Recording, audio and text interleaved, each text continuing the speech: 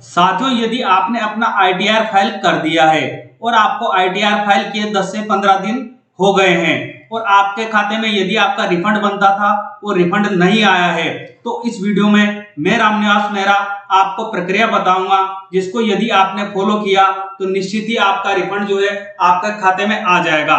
तो प्रक्रिया बताने से पहले साथियों, मेरा आपसे छोटा सा निवेदन रहेगा कि यदि आप चैनल पर नए हैं तो प्लीज चैनल को सब्सक्राइब करके घंटी वाले बेल आइकन को दबाकर मुझे मोटिवेट अवश्य कीजिएगा।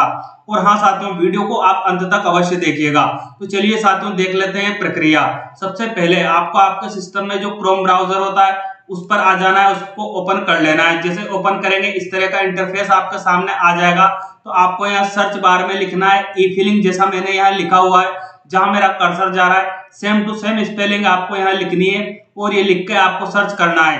पहली साइड आपके सामने आ जाएगी इनकम टैक्स डिपार्टमेंट की, जिस पर मिल जाएगा आपको incometax.gov.in। जब ये साइड आ जाए तो इस पर आपको क्लिक कर लेना है। जैसे आप यहाँ क्लिक करेंगे इस तरह की इंफॉर्मेशन आपके सामने अब डिस्प्ले होगी। तो अब आपको यहाँ लॉगिन का ऑप्शन मिलेगा, तो आपको उस लॉगिन वाले ऑप्शन पर क्लिक कर लेना है। जैसे आप लॉगिन पर क्लिक करेंगे कुछ टाइम प्रोसेस होगी और इस तरह का इंटरफेस आपके सामने यहाँ आ जाएगा। तो आपको यहाँ कहा जा रहा है इंटर योर यूजर आईडी। तो यूजर आईडी साथियों आपको यहाँ स्पष्ट दिया हुआ है कि आपके पेन नंबर ही आपकी यूजर आईडी है। तो आप यहाँ आपके पेन नंबर एंटर कर लीजिएगा।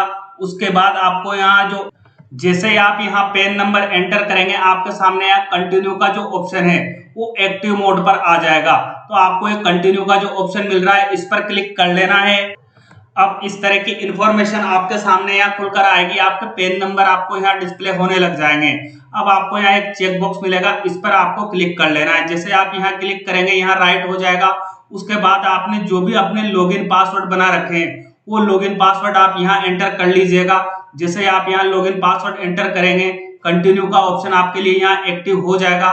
तो आप इस कंटिन्यू वाले ऑप्शन पर फिर क्लिक कर लीजिएगा। जैसे ही आप लॉगिन होंगे आपके सामने इस तरह की इंफॉर्मेशन अब यहाँ डिस्प्ले होगी।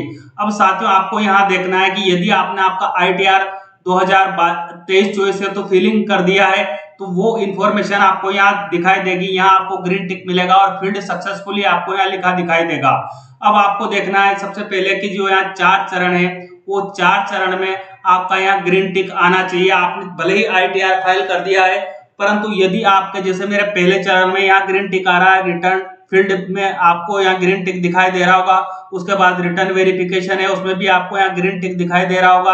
रिटर्न प्रोसेसिंग में भी आपको ग्रीन टिक दिखाई दे रहा होगा और प्रोसेसिंग कंप्लीशन में भी आपको यहाँ ग्रीन टिक दिखाई दे रहा होगा। ऐसा ग्रीन टिक आपको चारों जगह मिल रहा है और आपका रिफंड बनता था लेकिन आपके खाते में रिफंड आया ही नहीं। तो अब हम सबसे पहले तो चेक करेंगे कि आपको जो रिफंड जो जारी हुआ है वो आपके खाते में गया है या नहीं गया है। उसका स्टेटस आपको चेक करने के लिए आपको यहाँ पर एक ऑप्शन मिलेगा ई फाइल का। तो आपको यहाँ ई फाइल पर क्लिक करना है। जैसे आप यहाँ क्लिक करेंगे आपके सामने इस तरह के अन्य ऑप्शन यहाँ खुलकर आ जाएंगे। तो आपको जो पहला ऑप्शन मिलेगा इनकम टैक्स रिटर्न का, जहां मेरा कर्सर जा रहा है उसी पर आपको क्लिक करना है। आपके सामने और इंफॉर्मेशन यहाँ खुलकर आ जाएगी। अब आपको यहाँ दूसरे नंबर पर ऑप्शन दिखाई देगा व्यू फील्ड रिटर्न का। तो आपको इस पर क्लिक कर लेना है। जैसे आप इस पर क्लिक करेंगे आपके सामने इस तरह की इंफॉर्मेशन आप खुलकर आ जाएगी। अब आपको यहाँ देखना है अंडर प्रोसेसिंग जो आपका जो आईटीआर था वो कब था, 21, जैसे मुझे यहाँ दिखाई दे रहा है जुलाई 21 को था, ऐसे आपको भी डेट दिखाई देगी। और प्रोसीड विद रिफंड 21 दिन हुआ वो डेट भी आपको यहाँ दिखाई दे जाएगी। मतलब आपका रिफंड वहां से प्रोसीड हो चुका है, लेकिन आपका रिफंड की स्टेटस आपको यहाँ दिखाई देगा। आपको यहाँ देखना है रिफंड फेल्योर लिखा रहा है, ऐसा हो सकता है आपको मिल जाए।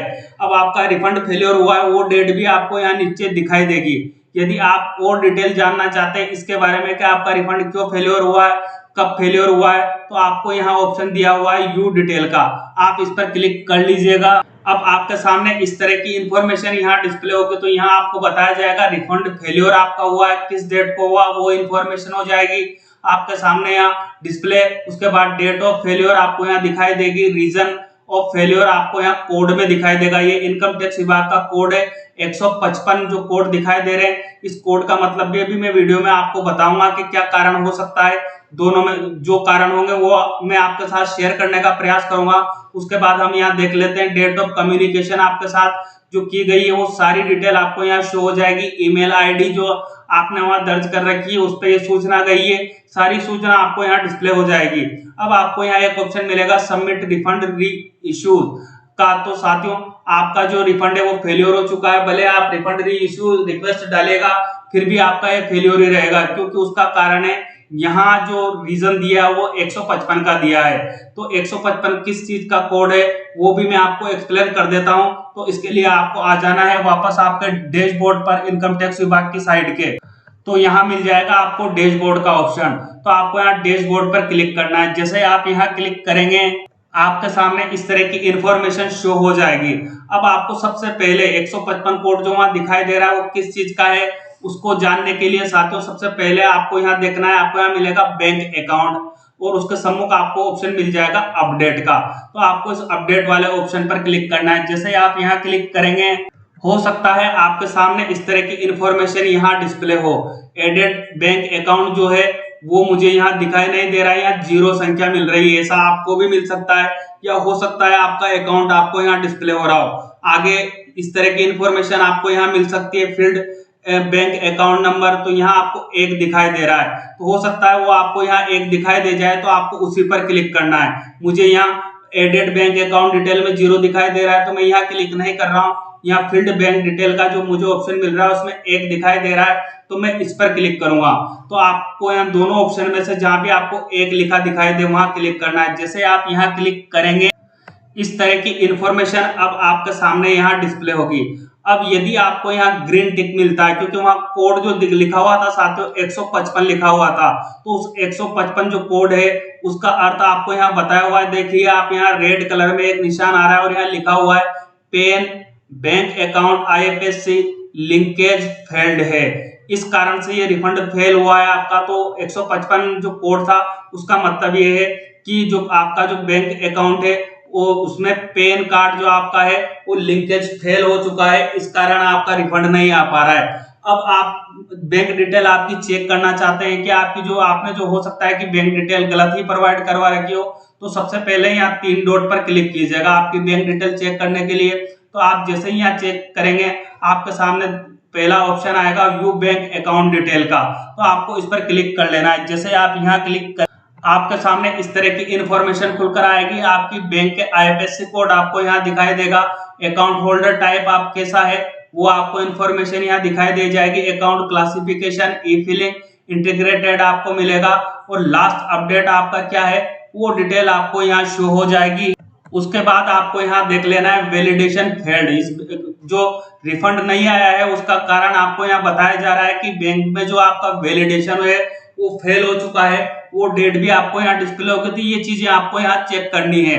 अब आपको आपने ये जान लिया है कि आपका किस कारण से जो रिफंड है वो फेल हुआ है, तो आपने आपका आईएफएससी कोड भी यहाँ से चेक कर लिया, आपका बैंक अकाउंट नंबर भी यहाँ से चेक कर लिए, सब कुछ सही है, फिर भी आपका जो फेल हुआ है उसका जो रीजन है साथियों, पहला रीजन जो ये हो सकता है कि मैं आपको बता देता हूँ, इस बात को आपको नोट करके रखना है। पहला रीजन पैन कार्ड और बैंक अकाउंट में आपका नेम सेम होना चाहिए, स्पेलिंग बिल्कुल सेम होनी चाहिए, तभी आपका जो है पेन और पैन कार्ड का बैंक में वैलिडेशन होगा और आपका रिफंड आएगा। पहला रीजन ये है। तो यदि आपके जो बैंक पासबुक में नेम अलग आ रहा हो और पैन कार्ड में नेम अलग आ रहा हो तो आप जो आपके पैन कार्ड के अनुसार आपका नेम बैंक अकाउंट में जाकर चेंज करवाइएगा।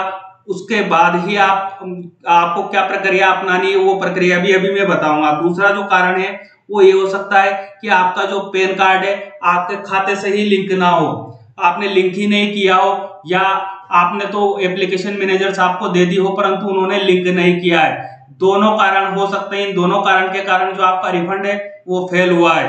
अब जब आपको जो करना क्या है, बैंक में जाना है और बैंक में आपके पैन कार्ड को भी जोड़ाना है। उसके बाद आपको इस बात को भी सही करवा लेना है कि आपका नेम भी सही कर दिया जाए पैन कार्ड के अनुसार। जब आप दोनों कार्य कर लेंगे, और हाँ साथियों आपको यहाँ एक बात मैं और याद दिला दूं कि यदि आप एसबीआई बैंक के यूजर है तो आप योनो जो बैंक का ऐप है उसके माध्यम से भी पैन कार्ड को लिंक कर सकते हैं, परंतु नेम में संशोधन आप नहीं कर पाएंगे। अगर नेम में आप पे गलती है तो आपको बैंक में जाना पड़ेगा, और यदि आपके पैन नंबर बैंक में लिंक नहीं है तो आप योनो ऐप के माध्यम से लिंक कर सकते हैं। यदि उसका वीडियो आप मुझसे चाहते हैं कि आप पैन कार्ड को कैसे लिंक करें अपने योनो ऐप के माध्यम से, तो मुझे आप कमेंट बॉक्स में कमेंट कर दीजिएगा। मैं आपके लिए नया वीडियो जारी कर दूंगा जिसमें आपको बता दूंगा कि आपको कैसे जो आपका पैन कार्ड है आपके मोबाइल से ही बैंक में आप लिंक कर पाएंगे। अब बात करते हैं साथियों कि आप जब दोनों कार्य कर लेंगे, आपके पैन कार्ड को बैंक में लिंक करवा देंगे, नेम भी आपका सही करवा लेंगे, तो फिर आपको आना है यहाँ पर 3 डॉट पर, यहाँ आपको क्लिक करना है। जैसे ही आपको यहाँ क्लिक करेंगे फिर आपके सामने इस तरह के ऑप्शन आ जाएंगे। अब आपको यहाँ एक ऑप्शन दिखाई देगा रीवैलिडेट का, तो आपको इस रीवैलिडेट वाले ऑप्शन पर अब क्लिक कर लेना है। अब आपके सामने इस तरह की इंफॉर्मेशन खुलकर आ जाएगी। आपके जो अकाउंट नंबर है वो आपको यहाँ डिस्प्ले नहीं होंगे, ये छुपाए जाएंगे, आपको ध्यान रखना है। उसके बाद जो आपको यहाँ अकाउंट नंबर दिखाई दे रहे हैं उनको चेक कर लेना है दोनों जगह, या फिर आप काट के भी लिख सकते हैं। यहाँ से आप इनको काट दीजिए और आपके जो सही अकाउंट नंबर है वो यहाँ एंटर कीजिए। उसके बाद फिर से उन्हीं अकाउंट नंबर को आपको यहाँ एंटर कर लेना है। फिर आपको यहाँ अकाउंट टाइप सिलेक्ट करने के लिए कहा जाएगा, तो आपका जैसा भी अकाउंट है आप यहाँ से सिलेक्ट कर लीजिएगा। उसके बाद अकाउंट होल्डर टाइप, यहाँ आपको प्राइमरी, या अगर आपका अकाउंट आप स्वयं का अकाउंट है इंडिविजुअल तो आपको प्राइमरी पर रखना है। उसके बाद यदि ये आपका ज्वाइंट अकाउंट है तो आप ज्वाइंट पर क्लिक करेंगे। आईएफएससी कोड आपको यहाँ डिस्प्ले होते रहेंगे, यदि इसमें किसी प्रकार की गलती है तो आप यहाँ क्लिक करके इनमें संशोधन कर सकते हैं। ऑटोमेटिकली आपको यहाँ बैंक का नेम आपको यहाँ दिखाई देगा, बैंक ब्रांच आपको यहाँ दिखाई दे जाएगी, आपकी जो कॉन्टेक्ट डिटेल है वो आपको यहाँ सारी डिस्प्ले होती रहेगी। उसके बाद आना है आपको नीचे की ओर, तो जब आप ऊपर की सारी सूचनाएं फिल कर देंगे तो आपके लिए यहाँ ऑप्शन एक्टिव हो जाएगा वैलिडेट का, तो आपको इस वैलिडेट वाले ऑप्शन पर क्लिक कर लेना है। जैसे आप इस पर क्लिक करेंगे कुछ टाइम प्रोसेस होगी और आपको यहाँ पर मिलेगा कि आपकी रिक्वेस्ट वैलिडेशन के लिए भेज दी गई है, और आपको यहाँ लिखा दिखाई देगा। अब मुझे यहाँ मिल रहा है वैलिडेशन इन प्रोग्रेस, तो ये जो वैलिडेशन है आपका 3 से 4 घंटे लगभग जो ई फिलिंग पोर्टल है वो लेगा। अब आपको ध्यान रखना है कि यदि आपका यहाँ ग्रीन टिक हो जाता है तो आपका जो बैंक का जो वैलिडेशन है वो इनकम टैक्स विभाग को हो चुका है। अब आपको रिफंड आपका नहीं आया है, रिफंड रुक गया है, तो अब आपको आपकी जो रिफंड री इश्यू रिक्वेस्ट जनरेट करनी है वो कैसे करनी है, वो संपूर्ण प्रक्रिया में आपको अगली वीडियो में बताऊंगा।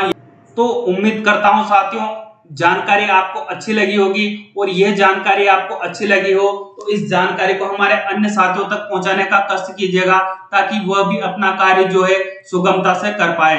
और हाँ साथियों, आपको एक बात मैं यहाँ याद दिला दूं कि मैंने आपकी सहायता इस चैनल पर पहले ही एक वीडियो अवेलेबल करवा रखी है। यदि आप आपका रिफंड स्टेटस चेक करना चाहते हैं, आपने जो आईटीआर फाइल किया है वो प्रोसीड हुआ है या नहीं हुआ है, तो संपूर्ण जानकारी मैंने वो उस वीडियो में आपके लिए अवेलेबल करवा रखी है। उस वीडियो का लिंक आपको इस वीडियो के डिस्क्रिप्शन बॉक्स में मिल जाएगा, तो आप उस वीडियो की हेल्प भी लीजिएगा आपका रिफंड स्टेटस चेक करने के लिए, या आपका आईटीआर कोई स्टेटस जो आपका आपने आईटीआर ऑनलाइन किया उसका स्टेटस चेक करने के लिए। मिलते हैं साथियों नवीन अपडेट के साथ, तब तक के लिए जय हिंद जय भारत।